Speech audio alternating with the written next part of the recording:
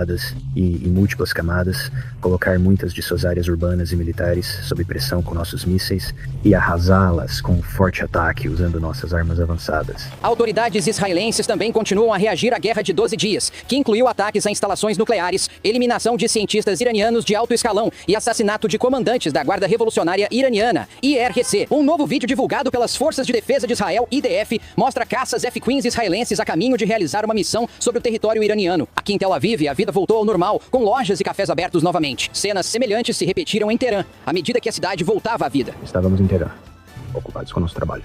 Afinal, havia uma sensação de ansiedade, algo que afetou a maioria das pessoas, mas não tanto a nós. Íamos trabalhar e voltávamos. Para nós, tudo estava bastante normal. A guerra entre Israel e Irã levantou novas questões sobre quando terminará o conflito entre Israel e o Hamas. Quase 630 dias depois, ainda estão sendo feitos esforços para alcançar um acordo de cessar-fogo e trazer os 50 reféns restantes para casa. Senhor presidente, assim como o senhor tomou a importante decisão de acabar com a guerra no Irã, peço encarecidamente que tome a decisão de trazer meu filho de volta à vida dos túneis e da terrível guerra de Gaza agora mesmo. Há muitas questões em andamento aqui, mas relatos indicam que pode haver um acordo para acabar com a guerra entre Israel e o Hamas nas próximas 2 semanas. Sandra? Tudo bem. Trey Yanks em Tel Aviv para nós. Trey, muito obrigado. As ruas de Teherã estão voltando à vida enquanto uma frágil trégua entre Israel, Irã e os EUA se mantém pelo 3º dia consecutivo.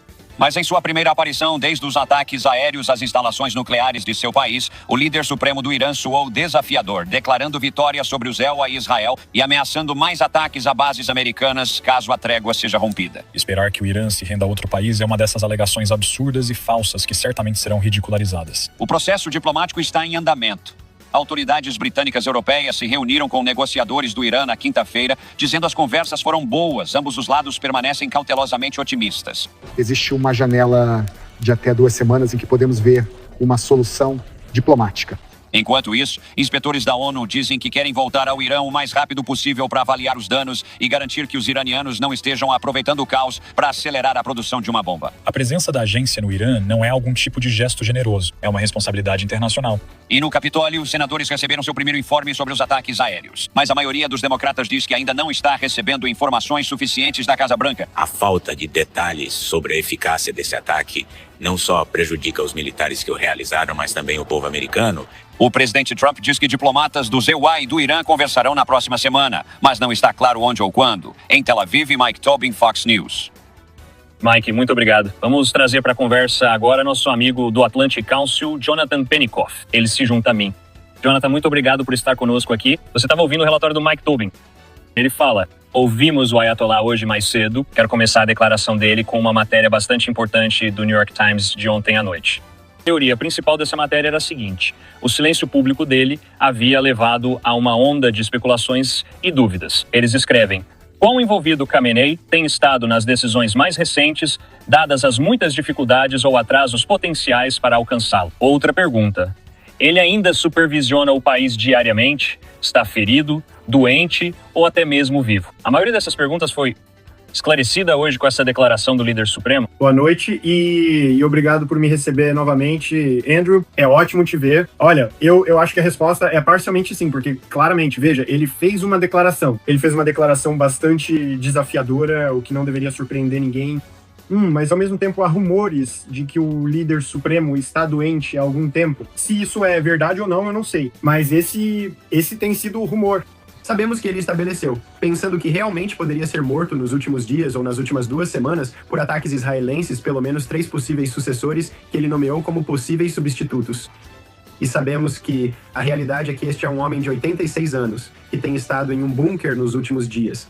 Então veja bem, acho que é um erro enorme dizer quanto tempo resta a um líder, especialmente no Oriente Médio. Elas tendem a durar bastante tempo, sim, mas eventualmente haverá uma transição. E se a transição acontecer agora, certamente aumentará os desafios e o caos. Se isso acontecer no futuro, em um momento mais estável, então sim, poderá ser uma transição mais estável. Mas ainda há muitas perguntas que não sabemos sobre a liderança no Irã. Sim, quer dizer, Jonathan e eu temos que observar que acabamos de ver esse pedaço de vídeo aqui da própria declaração, e poucas pessoas sabem onde isso foi tirado ou filmado.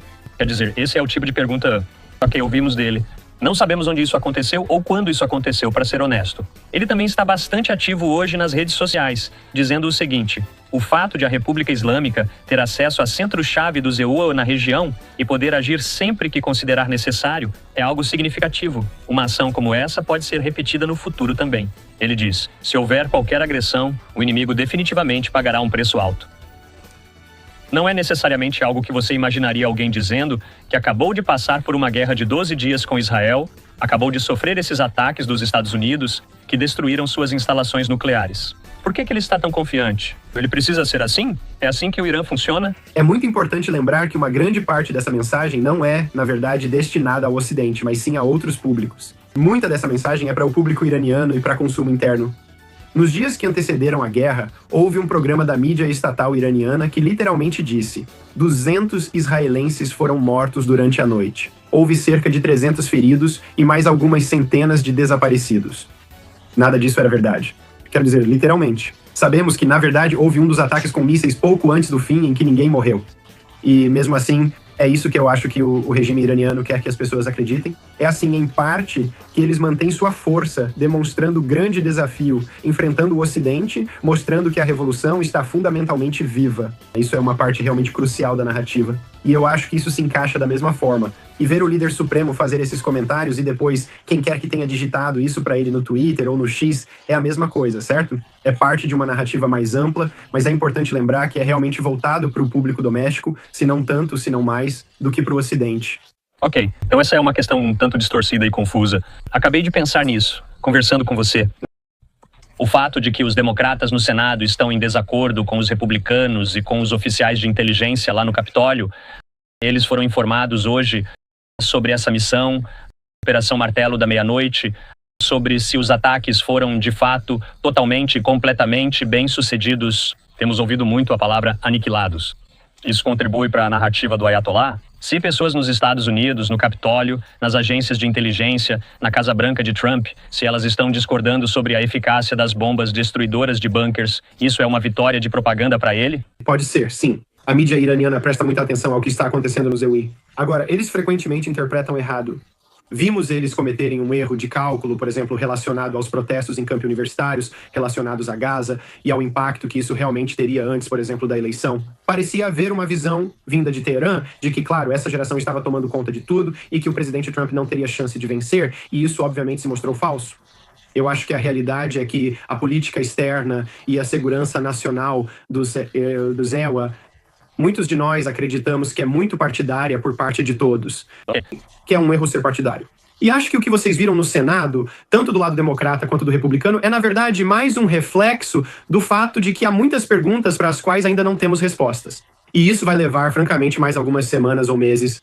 Ok. Acho que as palavras e o uso dos termos obliterado ou destruído são desafiadores porque acho que muitas pessoas, especialmente nos últimos 20 anos, desde as guerras no Iraque e no Afeganistão, estão acostumadas a ver grandes crateras quando falamos sobre destruição.